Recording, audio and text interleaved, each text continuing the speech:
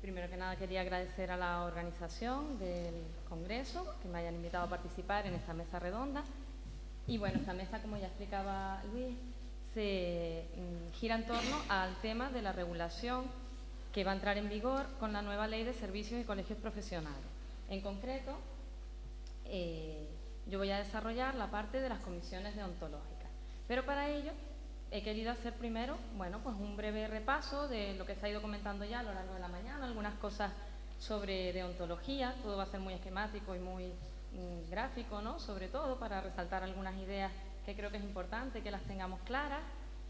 Vamos a hablar de los cambios relacionados con los aspectos éticos y deontológicos que introduce esta nueva ley, para pasar a centrarnos en las comisiones deontológicas, cuáles van a ser sus funciones y cómo va a ser su metodología de trabajo. Y al final, si nos da tiempo y no nos escapamos mucho, una pequeña reflexión final.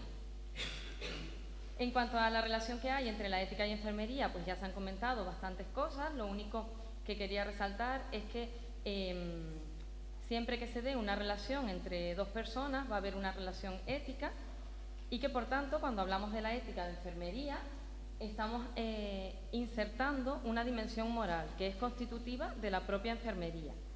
Lidia Feito, filósofa y profesora de bioética en la Complutense, señala que la ética profesional no es solamente un añadido a la profesión, sino que es algo intrínseco a la misma, que la define, la dota de sentido y justifica su existencia.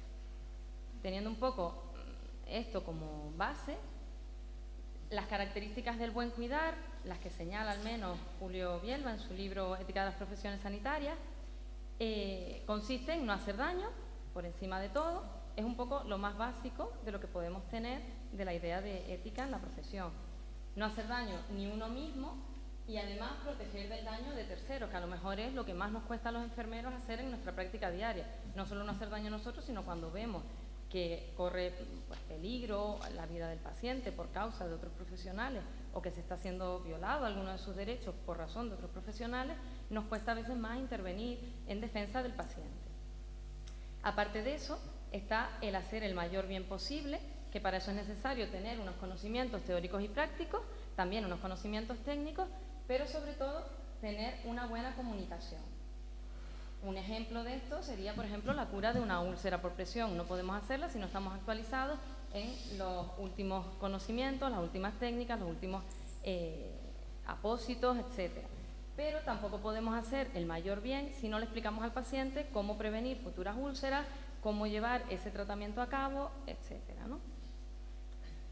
Y el último punto sería respetar a la persona como tal.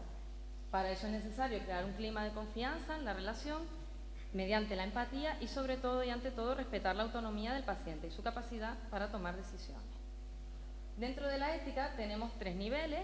La ética en general hace referencia a la conciencia individual, nos concierne a cada uno, solo nosotros podemos dar cuenta de nuestras acciones ante nosotros mismos.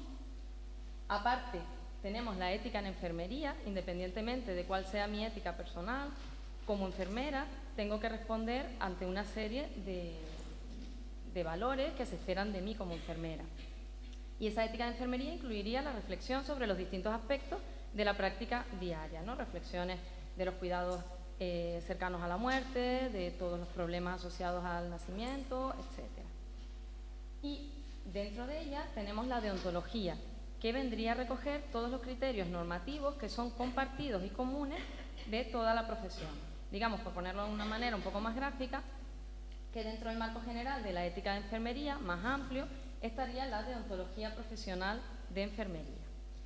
Esa deontología haría referencia a lo que se llama ética de mínimos, que se contrapone o se desarrolla de una manera paralela a la ética de máximos. Lo característico de esa ética de mínimos, de la deontología, sería que establece los pilares más básicos, los fundamentos éticos, en este caso de la profesión, mientras que la ética de máximos se propone un ideal que apunta más lejos, ¿no? Como comentábamos esta mañana. Esa ética de mínimos es universal y está basado en la imparcialidad, tiene que ser igual para todos, ¿no? Mientras que la ética de máximos atañe a cada persona o a cada grupo profesional y no puede ser exigible a todos, puede ser deseable pero no exigible. La ética de mínimos se basa en el respeto a la pluralidad, por eso tiene que ser mínima, ¿no? En ese sentido de que dé cabida a distintas opciones, distintas creencias, distintos valores y que todos queden respaldados por esa ética. Mientras que la ética de máximos es personal y está basada en creencias u opciones específicas de cada persona. La ética de mínimos establece los mínimos necesarios para el desarrollo de la profesión, mientras que la de máximos apunta al ámbito de la excelencia, de la que ya hablaba Rafael esta mañana. La de mínimos es irrenunciable y exigible a todos, mientras que la ética de máximos podría promoverse, pero no puede exigirse. El incumplimiento de los mínimos sería punible, podría ser sancionado, mientras que eso no pasa con la ética de máximos. Se trataría pues de una pirámide en la que en la base tenemos los mínimos y una vez que estos estén cubiertos y que se cumplan, podemos aspirar a los máximos. Pero también es verdad que el mejor modo de construir los mínimos es desde los máximos, ¿no? Como, entendiéndolo no solo como un régimen de arbitraje de los límites, sino como un acuerdo desde los ideales de la moralidad. Bueno, la deontología ya se ha hablado ampliamente esta mañana sobre ella. Simplemente señalar que la deontología profesional enfermera está constituida por ese conjunto de normas plasmadas en el Código Deontológico que son exigibles al enfermero o enfermera en el desempeño de su ejercicio profesional. Ese conjunto de ética mínima, que es un instrumento eficaz para aplicar esas reglas generales de la ética que han sido consensuadas por los profesionales al trabajo enfermero, y que estos códigos reflejan rasgos básicos de una profesión, muestran cuál es la contribución del profesional a la sociedad, establecen qué requisitos tiene que tener un enfermero para empezar a trabajar y delimitan tanto las competencias como las obligaciones de los profesionales. Las funciones ya las comentaba esta mañana María José, un poco simplemente de manera gráfica, pues fijarían una serie de criterios que se exigen para el ejercicio de la profesión, darían también orientaciones éticas para los profesionales en el desempeño de sus funciones y también suponen la posibilidad de imponer sanciones disciplinarias, ¿no?, cuando se produce un incumplimiento de las mismas.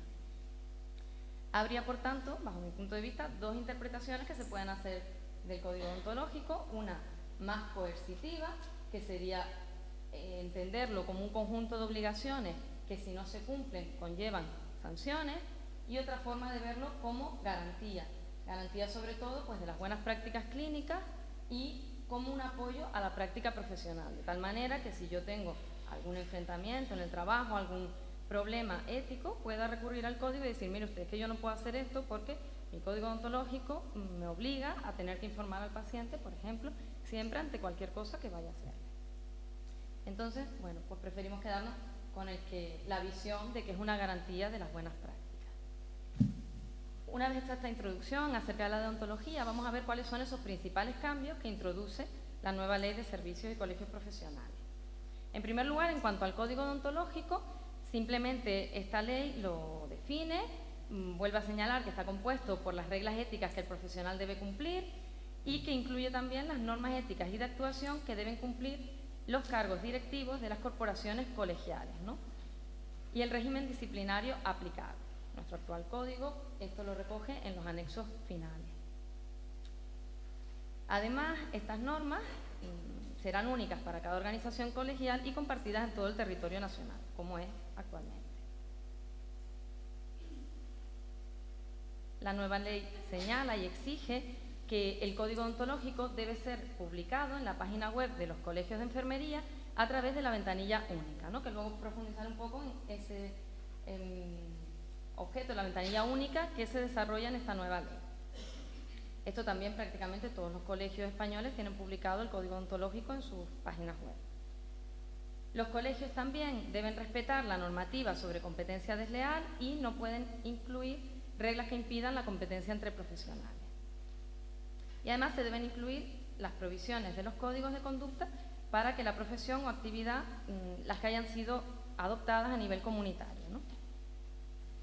En cuanto a la ventanilla única, que es una de las novedades que introduce esta ley, se señala que a través de esta ventanilla, en la página web, los profesionales pueden realizar todos los trámites necesarios para la colegiación, el ejercicio de su profesión y darse de baja en el colegio.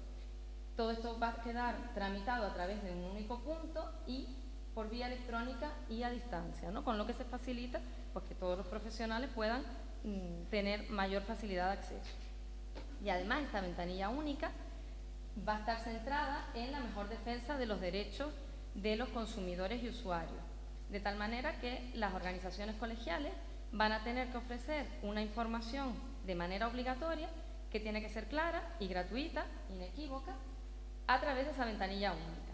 Esa información va a hacer referencia al acceso al registro de los colegiados, que tiene que estar a disposición pública, ¿no?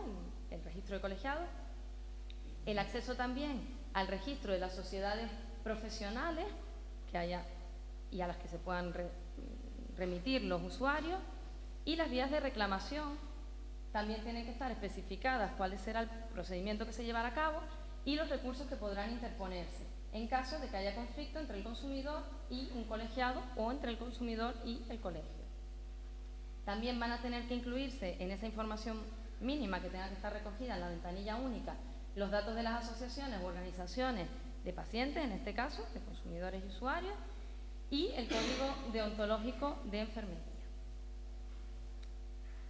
En el artículo 37, el servicio de atención a los colegiados y a los consumidores, se especifica en esta nueva ley que los colegios deben atender todas las quejas o reclamaciones presentadas por los colegiados, pero además de eso, van a disponer de un servicio de atención a los usuarios que tramite y resuelva todas las quejas y reclamaciones referidas a la actividad colegial o profesional de los colegiados. Así, tendrán que resolver las quejas o reclamaciones pues según proceda, o bien informando sobre el sistema extrajudicial de resolución de conflictos, remitiendo el expediente a los órganos colegiales competentes, que luego veremos cuáles serán esos órganos, e instruir los oportunos expedientes informativos o disciplinarios, archivándolo o adoptando cualquier otra decisión que sea pertinente. Este servicio, además, deberá también prever la presentación de quejas y reclamaciones por vía electrónica y a distancia, ¿no? Para facilitar también ese acceso a todos los usuarios en cualquier punto que se encuentren. En cuanto al régimen disciplinario, la ley señala que los profesionales estarán sujetos a la potestad sancionadora que corresponda a su organización colegial, que corresponda a los estatutos de cada colegio la definición de las infracciones, así como las sanciones disciplinarias aplicables, y la ley solo especifica cuáles van a ser las infracciones muy graves. No se detiene en determinar cuáles serían las infracciones graves o leves. Y simplemente señala que las infracciones muy graves serán actuaciones profesionales negligentes que causen daño. Un ejemplo de esto, a lo mejor el más paradigmático, es el de pues, la atención a los partos por parte de las matronas, el parto que empieza bien y luego se termina complicando y puede generar algunos problemas en el recién nacido que puedan interponer una denuncia por parte de los padres. Cualquier incumplimiento también de la regulación del ejercicio profesional que cause grave perjuicio a los destinatarios, pues cualquier incumplimiento del código odontológico, ¿no? Que no necesariamente tiene que ser negligente. Pues por ejemplo, si intervenimos en algún estudio de investigación donde el paciente no haya prestado previamente su consentimiento, le administramos un fármaco y da la mala suerte de que el paciente hace una reacción alérgica a ese fármaco, ¿no? Nosotros hemos incurrido en un incumplimiento de la regulación porque no nos hemos asegurado previamente de que el paciente había consentido ese estudio, ¿no? Y finalmente, las prácticas abusivas que perjudican gravemente a los consumidores, ¿no? Por cualquier tipo de abuso, de discriminación o de trato vejatorio. El resto de sanciones quedan recogidas en el Real Decreto 1231/2001 de Estatutos Generales de la Organización Colegial, donde se definen todas las infracciones y las sanciones que se impondrían a cada una de ellas. Aparte, la nueva ley habla de la competencia desleal que se regirá por la legislación aplicable, ¿no? En cada momento, y sobre el intrusismo profesional lo remite al Código Penal, ¿no? Ya que está penado de esta manera. Y a los efectos de determinar la existencia de reincidencia solo van a tener en cuenta las sanciones firmes impuestas, ¿no?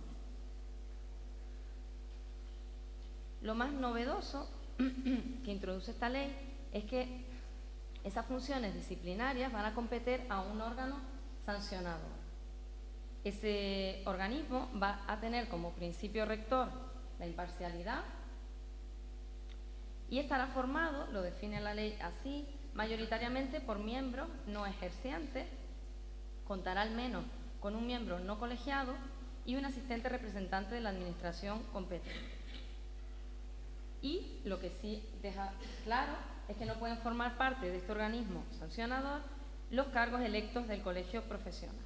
¿Vale? Esto lo vamos a desarrollar luego con las comisiones deontológicas.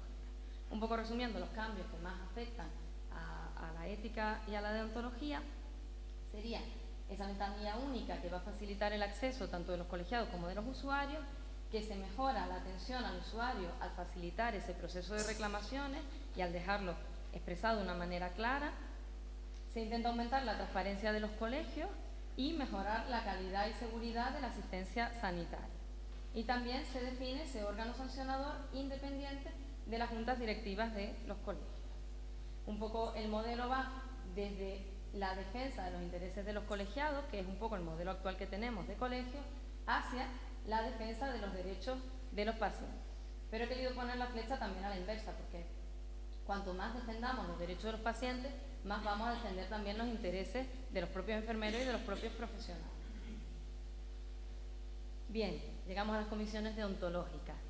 Estas comisiones funcionan ya actualmente. Actualmente son órganos de apoyo, estudio y asesoramiento en diferentes aspectos relacionados con la enfermería desde la perspectiva de la ética profesional.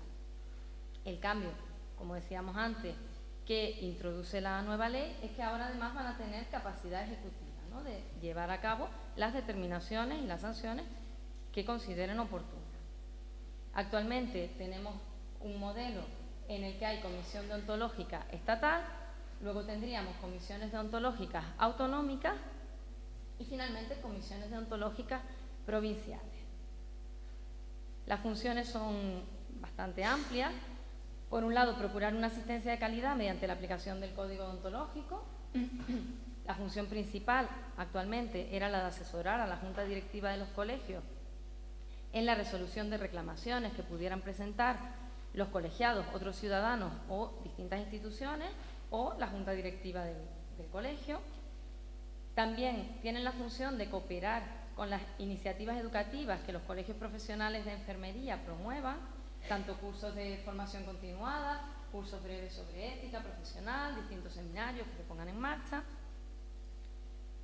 Una de las funciones también, yo creo que más importantes que tienen estas comisiones es la de elaborar informes y recomendaciones cuando sea preciso en temas concretos relacionados con la ética profesional. Al final veremos un ejemplo de esto. Y también colaborar en los apartados éticos y deontológicos de los diferentes programas que lo requieran. Por ejemplo, si se está desarrollando un programa de deshabituación tabáquica o de deshabituación de drogas y se quiere consultar a la comisión sobre los aspectos deontológicos o éticos, se podría consultar antes de desarrollar el resto del programa, ¿no?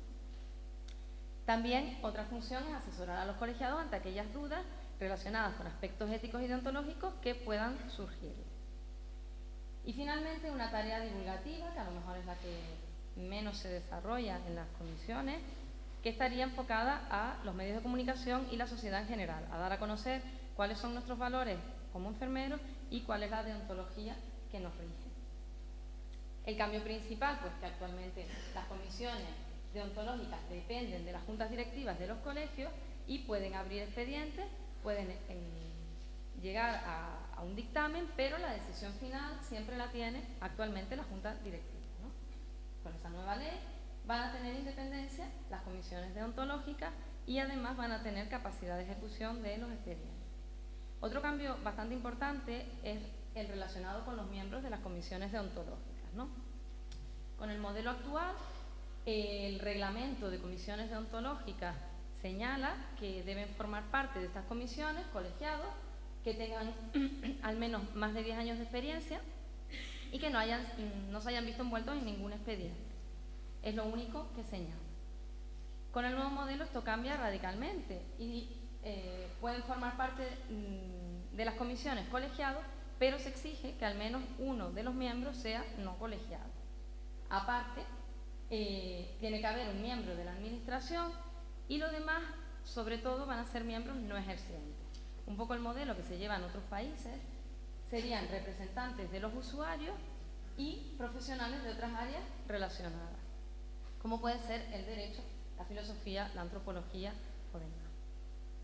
Esto supone pues, un cambio bastante importante y lo que cabría pensar sería pues si estos profesionales de otras áreas del saber y demás van a tener que tener cierta formación en ética, en deontología y en bioética, sobre todo para poder tener esa capacidad de reflexión y deliberación que hace falta en este tipo de comisiones. Las ventajas de este nuevo modelo, pues es que se pretende aumentar la credibilidad al tener mayor pluralidad de miembros que vienen o representan distintas visiones de un mismo problema. También se busca fortalecer la defensa de los usuarios, claramente, y de alguna manera lo que se busca también es aumentar la imparcialidad de estas comisiones, que si la comisión no está formada solo por enfermeros, pues se defiendan los intereses realmente de los usuarios y también de los enfermeros. El inconveniente principal, pues, podría ser el desconocimiento de las particularidades de la profesión.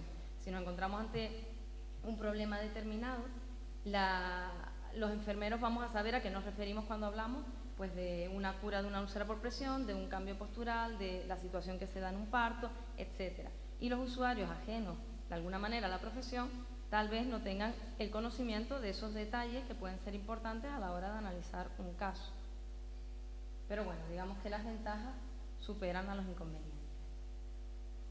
El acceso a los servicios de la comisión actualmente se puede hacer, lo pueden hacer los profesionales colegiados, lo puede hacer la junta directiva del colegio cuando lo requiera, otras instituciones o entidades, hospitales, directivos, y los pacientes o usuarios y sus familiares.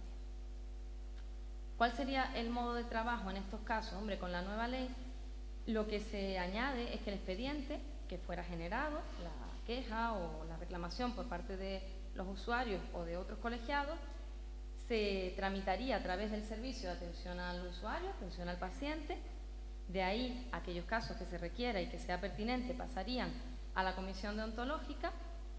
Esta comisión daría audiencia a todos los afectados en el proceso, de tal manera que pudieran expresar sus motivos, y la comisión tendría capacidad para adoptar la decisión oportuna, ¿no? Que iría desde la indemnización civil, si procede, hasta la inhabilitación o el sobreseimiento del caso, con el objetivo, claramente, de que los derechos de los pacientes y también los de los profesionales estén protegidos mediante el estudio, el análisis, la investigación y la independencia, sobre todo en la toma de decisiones. Un poco este sería el circuito que se seguiría. Está claro que cuando abordamos estos problemas deontológicos que puedan surgir en la profesión, es necesario un análisis cuidadoso de los hechos. Estos tienen que estar definidos con claridad y también debe estar definido el grado de responsabilidad que tienen las personas implicadas o afectadas. Así que el paso primero sería clarificar los hechos. Una vez que estos están aclarados, se trataría de determinar qué aspectos de la deontología se encuentran implicados en el caso, cuáles son pues, los valores o los principios que han sido vulnerados. Siempre la aplicación del código deontológico nunca va a ser una tarea mecánica ni automática, hay que tener en cuenta diferentes factores, las circunstancias concretas de cada caso, y se trata de llevar a cabo una tarea específica de deliberación y argumentación. Una vez resuelta esa dimensión conceptual del problema deontológico, habría que analizar, dentro de los aspectos disciplinares, qué tipo de falta es y qué tipo de sanción sería la que le correspondería. Entonces, el eje central de la metodología de trabajo de las comisiones deontológicas va a ser la deliberación. Se define como un proceso de toma de decisiones que incorpora una actitud de diálogo y respeto. Se basa en el diálogo prudente para la búsqueda de las posibles soluciones a un conflicto. Busca analizar los problemas en toda su complejidad, de tal manera que se tengan que ponderar tanto los principios y valores implicados como las circunstancias y las consecuencias del caso en cuestión, con el objetivo de alcanzar soluciones prudentes. Nunca las soluciones extremas son buenas soluciones. Siempre hay que intentar buscar qué es lo más adecuado, lo más prudente, y normalmente eso está en el punto medio. Lo fundamental sería la argumentación, la capacidad de análisis de todos los factores implicados y el proceso dialógico.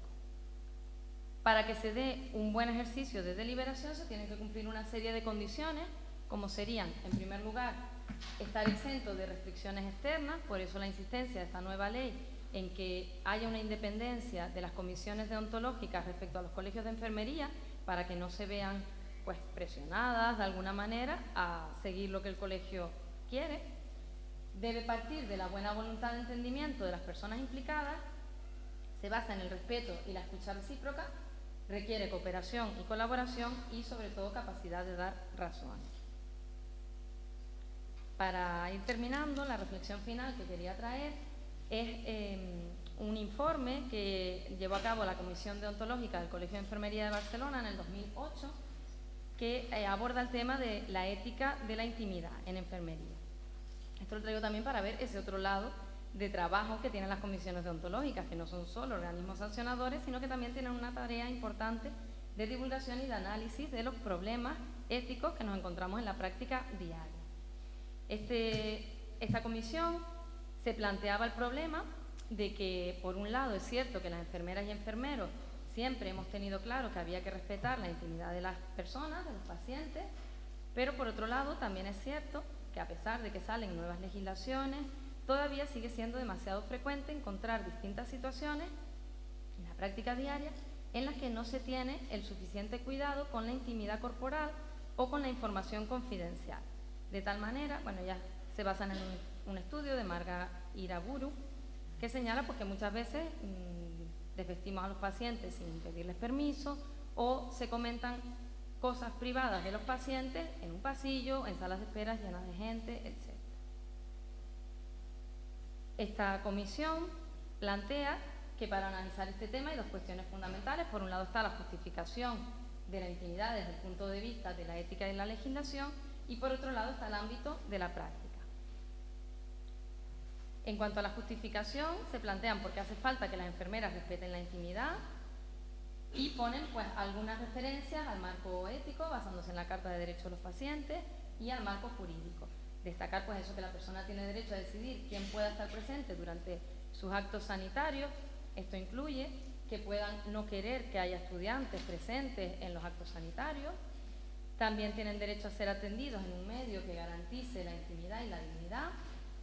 Derecho a la confidencialidad, por supuesto, acceder a sus datos, ¿vale?, a los obtenidos en la atención sanitaria y derecho al consentimiento antes de realizar registros iconográficos, ¿no?, antes de que se publiquen fotos suyas, por ejemplo, de una úlcera o de cualquier problema que se ponga.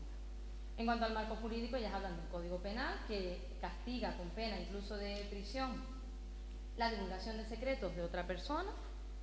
También hacen alusión a la Ley Orgánica de Protección de Datos y, por supuesto, a la Ley de Autonomía del Paciente, ¿vale? De tal manera que esta ley reconoce que los centros sanitarios también tienen que adoptar todas las medidas necesarias para garantizar esos derechos de confidencialidad e intimidad. Una vez vista la justificación, dentro del ámbito de la práctica, ¿cómo conseguimos que las enfermeras y enfermeros respeten la intimidad? Pues ellas señalan que hay que poner el acento en estos tres grupos. Por un lado, depende de la exigencia de los ciudadanos. Cuanto más exigentes sean nuestros ciudadanos, más nos vamos a tener que esforzar por garantizar esa intimidad. El compromiso, por supuesto, de los profesionales y el compromiso también institucional. El papel de los profesionales tendría que ir dirigido a reflexionar sobre la importancia de la intimidad, porque por mucho que se nos pongan normativas o que se nos pongan reglas de obligado cumplimiento, si no las asumimos y las integramos como parte real de nuestra práctica diaria y como algo en lo que creemos firmemente, difícilmente las vamos a poder cumplir. Dentro de la aplicación práctica, ellas señalan que hay que insistir en el respeto a la intimidad corporal, el uso de biombos, el uso de toallas para cubrir al paciente cuando se desvista, el uso de pijamas que preserven realmente la intimidad, el uso de sábanas, pedir permiso al paciente para desvestirlo, etc. También insisten en la recogida de información de la persona atendida, tener cuidado del espacio donde se recoge esa información.